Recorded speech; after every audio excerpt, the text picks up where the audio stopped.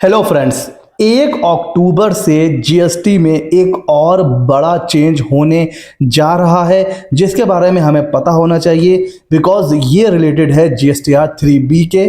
और GSTR 3B में हमें पता है कि अभी तक जो आईटीसी होता है वो जीएसटीआर 2B से आ जाता है ऑटो पॉपुलेटेड, लेकिन फ्रॉम 1 अक्टूबर ऐसा कुछ भी नहीं होने वाला है। तो आईटीसी जो जीएसटीआर 3B में आता था वो अब ऑटो जनरेटेड ऑटो रिफ्लेक्टेड नहीं होगा और उसके बिना 3B फाइल ही नहीं होगा। अब ये चेंज किससे रिलेटेड है ये बात करते हैं। बजट 2025 में इसको लेकर के कहा गया था, वो अब इम्प्लीमेंट होने जा रहा है। सेक्शन 38 ये बात करता है कि भाई आपका जो आईटीसी है ये auto generated statement, GSTR 2B है वो ऑटो जनरेटेड स्टेटमेंट है।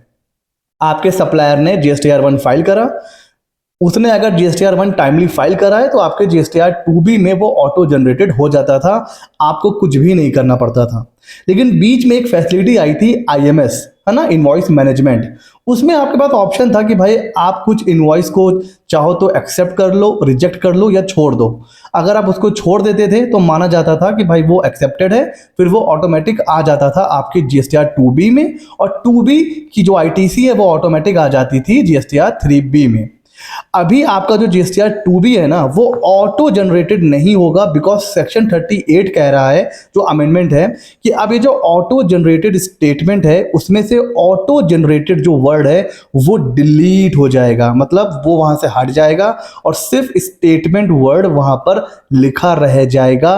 दैट मीन्स अब जीएसटीआर 2B जो है ना वो एक स्टेटमेंट है जो अब आपको भैया बनाना पड़ेगा मैन्युअली।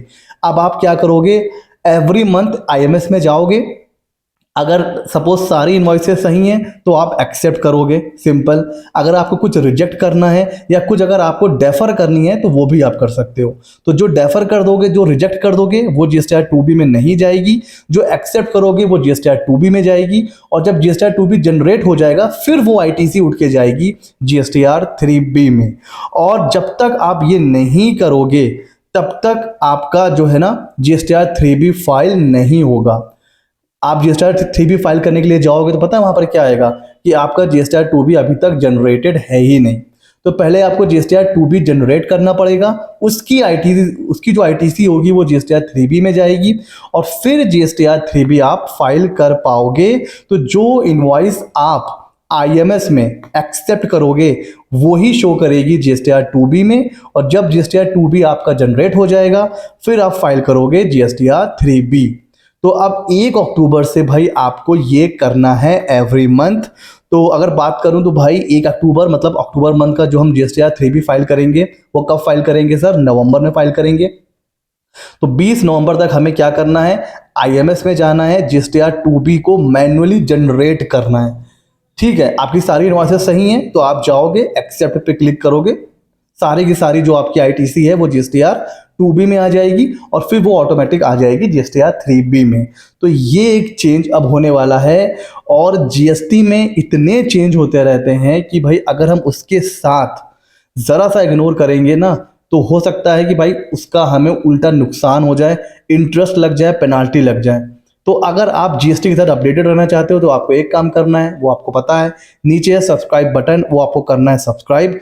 ये चेंज आपको कैसा लगा? इससे चीज़ें और सिंप्लीफाई होंगी बिकॉज एक पॉइंट ऑफ व्यू ये निकल के आ रहा है कि जब हमारा सब कुछ मैच रहेगा मंथली बेसिस पे, तो जब हम अपना एनुअल रिटर्न फाइल करेंगे, चाहे वो इनकम टैक्स का हो फिर चाहे जीएसटीआर 9 हो, तो जब हम अपना एनुअल रिटर्न फाइल करेंगे तो हमारे लिए एक फ़ायदा ये होगा कि उस समय हमें रिकंसाइल नहीं करना पड़ेगा।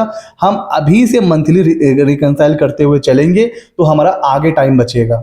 तो एक ये पॉइंट ऑफ व्यू है। दूसरा पॉइंट ऑफ व्यू ये है कि यार एक स्टेप और बढ़ गया है, और अगर पोर्टल नहीं चल रहा होगा या फिर अगर पोर्टल स्लो चल रहा है तो पता चल रहा है आईएमएस से जनरेट ही नहीं हो रहा है, अब 2B जनरेट नहीं हो रहा है तो पता चल रहा है 3B हम जनरेट ही नहीं कर पा रहे हैं।